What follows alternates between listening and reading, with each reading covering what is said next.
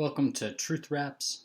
So, as one may gather from seeing some of these videos, this is about rap, and I am interested in rap, but it's not always going to be exclusively talking about rap.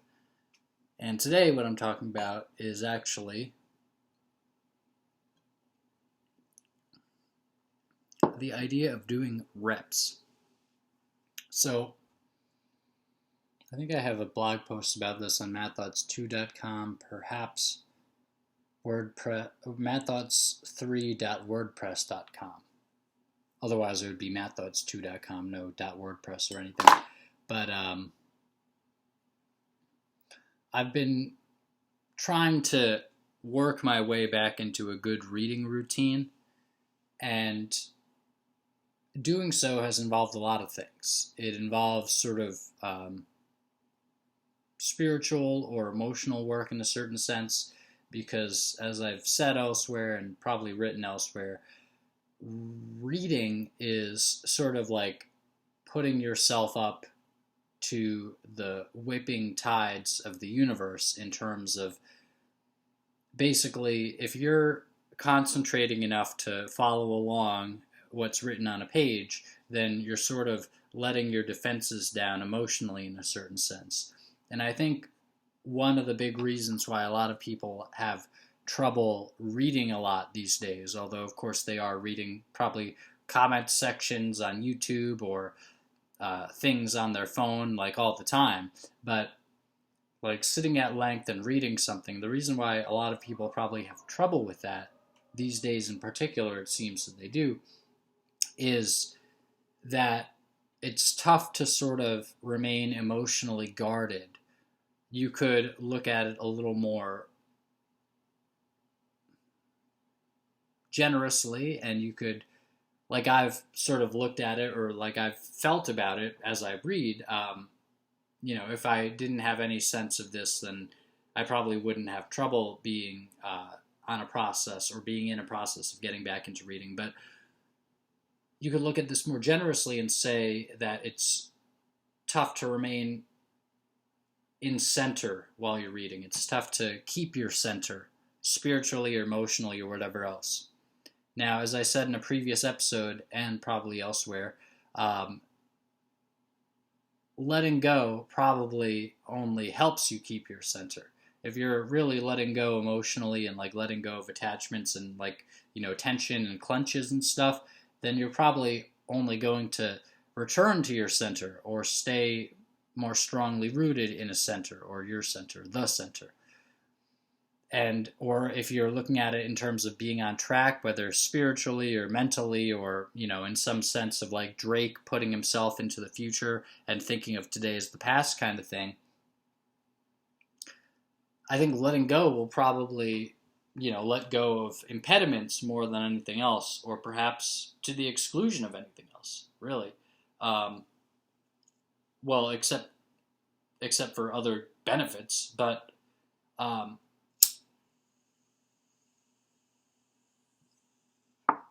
in any case, I have been sort of working to get back into reading, and part of that has been keeping a pretty good schedule so far,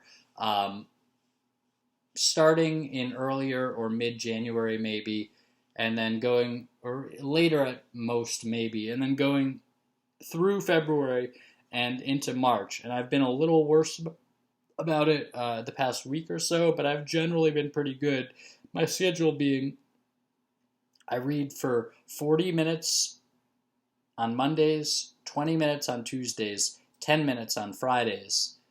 Each of these fingers represents 10 minutes, I suppose. And then I also, I exercise, or I go for a run, which it usually is, today included. Say I'm starting at 6, which is what it is now. It used to be 9 a.m. because I worked a night shift, so that was sort of after the end of my day. But like I would exercise tonight. Let's do tonight. I exercised at 6 p.m. and then at 7:10 I read, or my reading block was from 7:10 through 7:50 or to 7:50. I read a little longer than that, partially because I lost track of time, which is a great thing to see, and partially in terms of reading. And oh wow, you were reading and you lost track of time. It's pretty good. You seems like you were getting into it, and partially also because just to get a little more reading time in there, because during the reading block, I'm doing it in sort of the style of, I think Ryan Holiday might have talked about someone doing something like this, or something I heard somewhere. It was basically, for the period of time laid out to do this thing, this, maybe it was writing, whatever it is, this person suggested to, or this person had as their own routine, that they would either have to read or have to do whatever they were doing during that time period, or they could just sit there. And so, that's actually kind of an easy one for someone who's like done a decent amount of meditation in their life, because it's like, well, if you tell me like I just have to sit somewhere for like 40 minutes, that's not a problem generally. I mean, I might feel an inclination to like, hey, let me check my results on YouTube. Let me check, let's see if I got a comment back on anything or anything. You might feel an inclination to check your email. You might feel an inclination to check your, check what time you had saved a file recently, which I actually did do. According to the rules of it, I probably shouldn't have done that, and I did read a little past 7:50 tonight, so maybe that was kind of in making up for it. But in any case, like, I had a few good reading blocks within this 40-minute period, and it wasn't just me sort of like sitting there and kind of waiting it out, even so much as I might have done other times. But generally, I've not only have the reading periods gone by from a feeling sense in a similar amount of time, whether they be 40 minutes, 20 minutes, or 10 minutes, but I generally have found that I've gotten at least a little good reading done. For example, tonight I was reading, and this is actually me breaking my 3-book thing, so I'm not sure if I'm going to keep that, but I did it. I broke it earlier today, so I'm not even going to put it on this, but I did break it in this case in the pursuit of completing a schedule I had laid out for myself to do more reading. So, maybe not all is lost, but I'm not sure. It felt a little artificial with that 3-book thing, but then again, it did feel like I was, bouncing back between those 3 books and like making more progress than I might. So I might go back to it, but for a long time, I was wondering like, well, what is my 3rd book? I ended up putting, not The Damnation Game. I ended up putting Red Dragon as my 3rd book, but I wasn't sure that should have been the one. And before I put that, I had thought like, oh, this is the 3rd book. And then I was like, wait, what was the 3rd book? And then I thought about it, and I thought Red Dragon might have been it, but maybe not. But in any case, The Midnight Line by Lee Child. I almost said by Jack Reacher. It's a Jack Reacher book. Now, Jack Reacher books, that was one of the book series that seemed to be popular among the inmates in the prisons that I was in, or at least in the first one. And it might have just been a feature of it being sort of a dormitory style. It was a PC unit. It being like a dormitory style unit, like Orange is the New Black to some extent, but a little less spacious than that. And somebody having gotten the Jack Reacher paperback books mailed into him. So that guy had gotten the books mailed into him, and then, of course, he had the books, and he let other people borrow them, so it might have just been a feature of him having them there that they were being read. The Wheel of Time was another series that people were reading in that unit, strangely enough. It's like, people are reading the fucking Wheel of Time? Yeah, they were the same people playing Dungeons and Dragons, and that's not a joke. They were literally playing Dungeons and Dragons, and it was really kind of irritating because, like, it would be sort of like a raucous game of Dungeons and Dragons, and these like 7 or 8 guys maybe would be sitting in a circle, like hooting and hollering for like 2 hours, and it'd be like,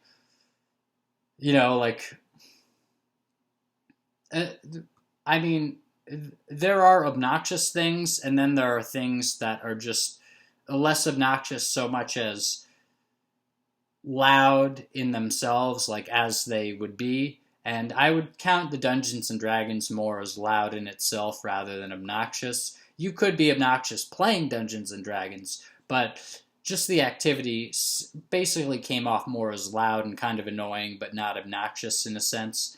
Like there were obnoxious things that people would do, and I would say they were obnoxious 100%, or at least like say they're pretty freaking obnoxious. But this was just kind of loud. But in any case, yeah. So one of those guys, I think, was the guy who had gotten the the Wheel of Time books sent in to him, or maybe it was actually people like picking them out from book catalogs, which like would occasionally float around. But and I'll give you the way it worked. If you ordered from a book catalog, you could apparently use any money that was in your commissary account to pay for those books. You'd have to like send a request to the warden to make you like a money order maybe with the money or something. But somehow you had to request something from someone and then essentially have the order form sent in, and then the books from the catalog would arrive. And that was kind of cool. Like it was like book catalogs in elementary school, or yeah, mostly elementary school, not really high school. But actually, there was a lot about school. Well, there you go. That's a Freudian slip right there. There was a lot about being in the detention centers that I was in, would be the official term for them, I guess. The jails or whatever that seemed kind of similar to school, and also there were so many like ex-military people in there, like a significant proportion of the prisoners in there were ex-military of some sort or another. I guess you might say a significant proportion of just anyone you see might have been in the military at some point in some capacity, but like it seemed like a significant proportion of them. Like this guy was in the Marines. This guy was also in the Marines, maybe. Like this guy might have been in the Marines. Like he did some stuff during the Desert Storm stuff, or he said that he had been over in Somalia or something. And then this guy was, like it was kind of heartbreaking, but then again, you could look at it as like these people served their country. Of course, you're not serving anything by doing anything related with government, but these people served their country, and now they're being, treated like garbage by their country. And in some cases, I would say, particularly in one case, from what I understood of the situation, it was just a totally bullshit thing. That would be a whole nother issue, but it was essentially, I'd say it was totally bullshit, and he shouldn't have spent a day in jail for doing any of what he had done, as far as my understanding of it.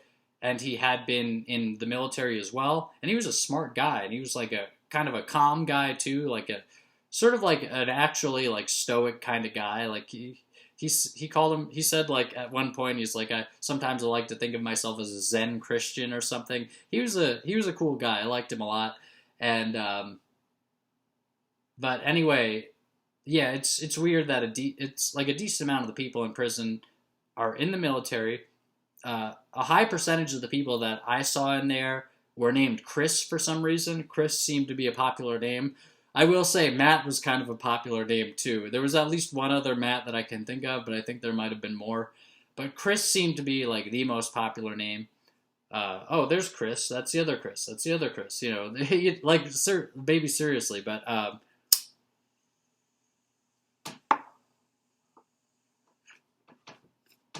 anyway, Jack Reacher was going around in one of the units, and it's good. I mean, it's a very solidly written book series. This is one of the books. It seems to be one of the more celebrated books in the series. It was the #1 New York Times bestseller that actually was named one of the best books of the year by Janet Maslin of the New York Times.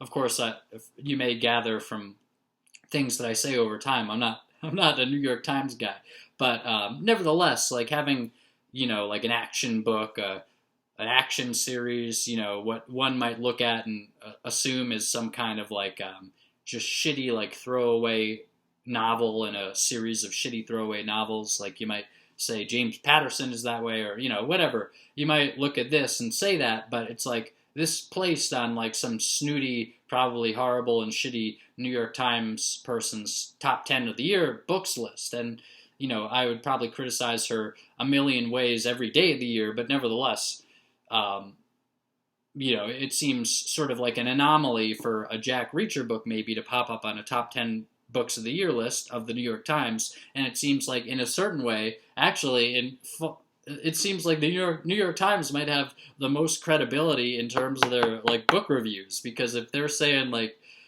because it doesn't seem like they have a lot of credibility necessarily according to me, but if they're saying a book from like the Jack Reacher series is one of the best books of the year, then you might think, wow, this has probably either got a hell of a popular political component to it, and like it was somehow well known that year for being like politically skewed in some way, or wow, that book might be actually like kind of stylishly written and kind of like contain some interesting stuff in.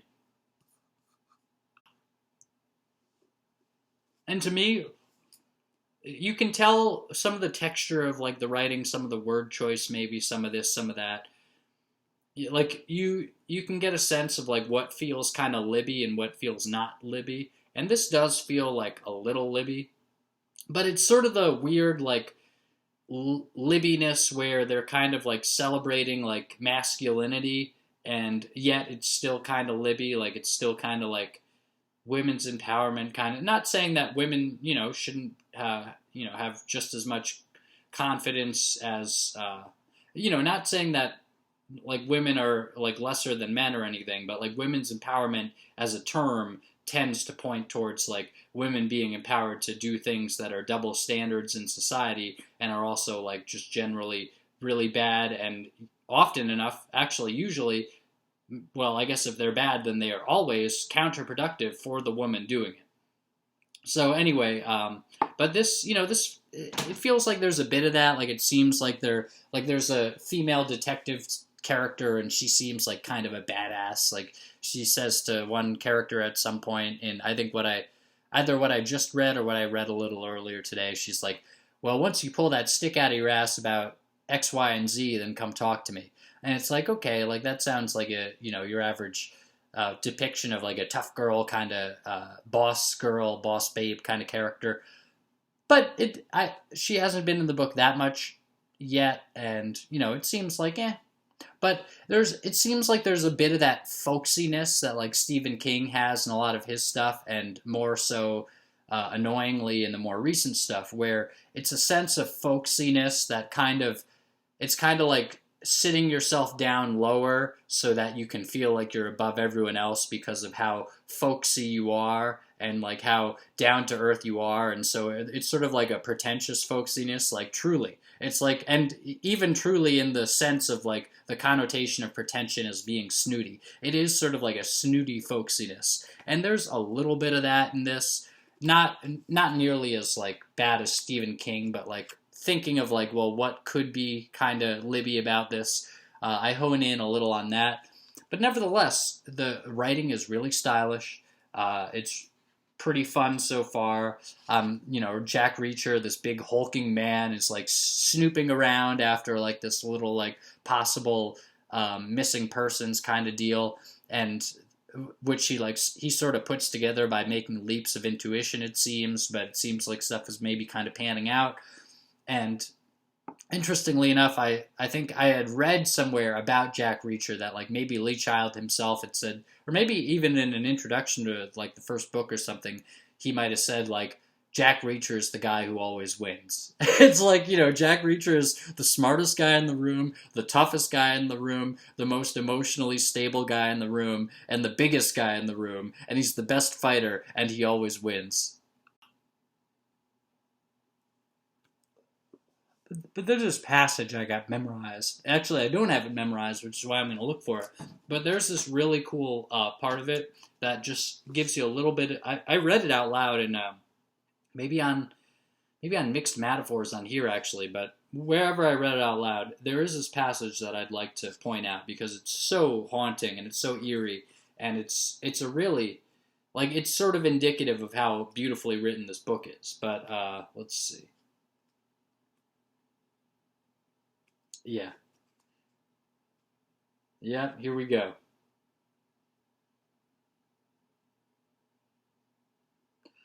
A cop car rolled past, slowly, its tires hissing on the blacktop. County police. Probably spent the first half of its watch ginning up municipal revenue with a radar gun out on the highway, now prowling the back streets of the towns in its jurisdiction, showing the flag, paying attention to the trouble spots. The cop inside turned his head and gazed at Reacher. The guy was nothing like the pawnbroker. He was all squared away. His face was lean, and his eyes were wise. He was sitting behind the wheel with a ramrod posture, and his haircut was fresh, a white wall buzz cut. Maybe just a day old, not more than 2. Reacher stood still and watched him roll away. I mean, it's really sharp writing. It's not like it's David Foster Wallace like talking about like various ideas and stuff necessarily, although it does have like some sort of sturdy, solid, like if not themes, sort of like some sturdy, solid, like substantial kind of narrative material to work with. Like it feels solid, but it's not like Dostoevsky. It's not like White Noise with Don DeLillo, like writing like 1,000 hilarious things that are kind of brilliant and like sometimes even mind-blowing. But what it is, and it's sometimes even mind-blowing for this, it's like the slickest, most just sturdily written shit you've ever seen. Now, aside from that, tonight I went for a run. I ran actually at the gym. It's sort of like a waste of money because what I do in the gym is I run on the treadmill, but I can just as easily, and I do more easily because I do it more often because then I don't have to drive to the gym.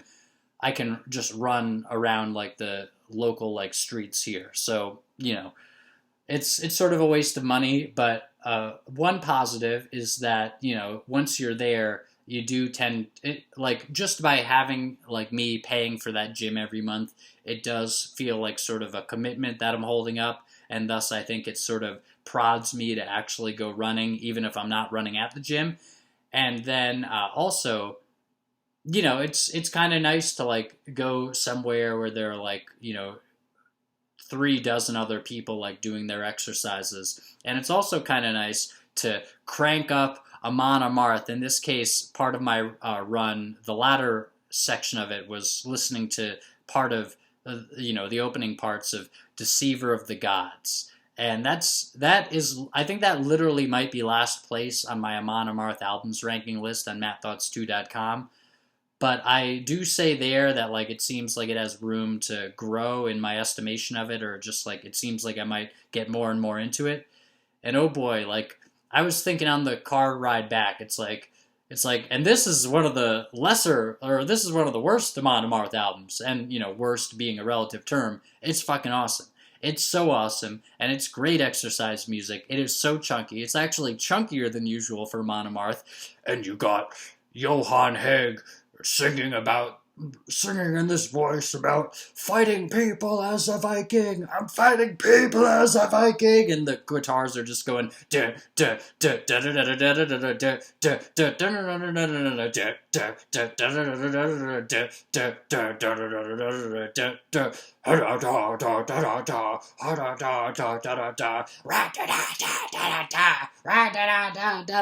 you're just running like at 6.2 miles an hour on the fucking treadmill, and you're just running and you crank it up and it's like, okay, I'm going to stay at this volume, and I've been staying at this speed for the rest of my run, and you're just like, I've got like 3 minutes left, and it's just like pumping the whole way, and then you step off the treadmill and like the room is spinning around you, and you wash off, you do the little thing, then you walk to the supermarket and you're like in a daze. This sees these unenthusiastic just melting sin to mix metaphors, so I just quilt them and leave these diamonds falling on time-spun nets. But I fall through, please come with me, or stay on the page with my modifiers into Mother Goose's room. Past the fairy tales, take me, kiss her above fairgrounds like a Ferris wheel. Show and tell narrative truth means worldwide fiction in the narrowest booth. Grabbing ramen from the top shelf, I'm dirt broke, milk's gone, water's still fine, though it hurts hope. I lended last energy to balancing what soon amounts to a burning flock of sheep in a petting zoo. Put 'em out now, keep on feeding them parrots' eyes, tearing while the shepherd stares and children are terrified. Ain't got the water to extinguish or sterilize the fire on the dying single file of paradise. Rolled once for three, my campfire could be revived by the very pyre, stifling good sheep and wool could be cooled. Splashes from the bucket sitting by the stool I'm sitting on backwards. The heart of the campgrounds parted and stamped down over recent seasons by sandstorms and clouds. Sad clowns lie my mind, cheeks wet like mine, while I blow away cheap sets of throwaway pines. Rotate the focus back to the farmland. Clock ticks, each second brings another death to the flock shits, and each death brings a set of cracks in my eyes. This damn world won't hold, it's all in my mind. The band couldn't order up a song this somber. Pour hot water, wash spoons and pots to stop hunger. My soup should be done in 3. See, the boiling takes as much time as you provide heat, and not a damn thing could be done without the bubbles up popping like champagne bottles. The trash can lit on it, a flashback, a bit of it. I grab the good bad and rattle off an innocent farewell. The minuscule events in the fairgrounds, new friends sharing a glance by the carousel, and old amigos stocking folders with photos to show us how far we came and who came by to know us the best, to give appraisal and step through the city with the witness resistance. Death to live delivered a misstep or two. Act 5 saw an amateur performance of mine, but I tried to scrub off the tomatoes and recite my lines and give him heaven, leave him begging when the curtain subsides and the gray hair could reach my eyes. In a few years right now I see blonde skies and blue fears twice strong. A couple months back a python, but time travel slowed my progress. Hazy future and past, lackadaisical face to pastry. Haste could make waste, so trace a way street, cut through the crap, take me to point B. I'm pretty far away, shit, how about A6? I see moments I'd have been a bit more present with, a cynical critic to my ridiculous hesitance. Vibronic, harmonic, platonic, histrionics, chasing Bonic, get Monica's out of the cottage. Honestly, Chewbacca said bionic, Megatron's the most ironic of the Sonic. Saturday Hanukkah snuffers, more phonetically correct than Monica could sputter. Williams, the next blowjob, a chronic filibuster, hydroponics, but the grill could not muster the suction. Honest, robust, and entrusted with the lungs uncrusted with the dust of the busted up Dutch and combustion. Luck wouldn't love to rub shoulders with cousin fate. Father preparation, fucked opportunity after divorcing divinity, but they still keep in touch. And damn it, now the family dinners suck. Random guest, family, friend time drags on with old stories and get rich quick schemes. Then awareness pulls off his toupee and time vanishes. Monitor the clocks as they spin like radishes and pinwheels without bright colors, nothing but ice and crushed darkness. Running to the store for wine and carpet cleaning fluid. Sorry, defecation made a mess.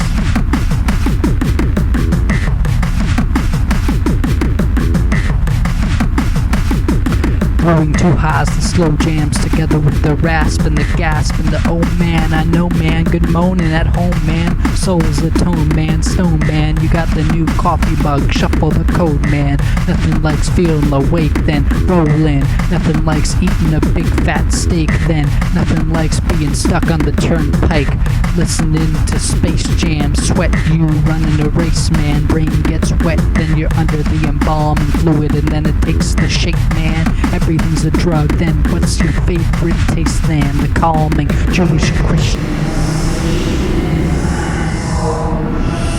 plans and Buddha gods on the side of the computers. We lock in the case, man. Nothing like getting those dates, man. Cutting the breath in half, fucking the grass, man. Nothing, mother Nature's got such a fucking big ass, man.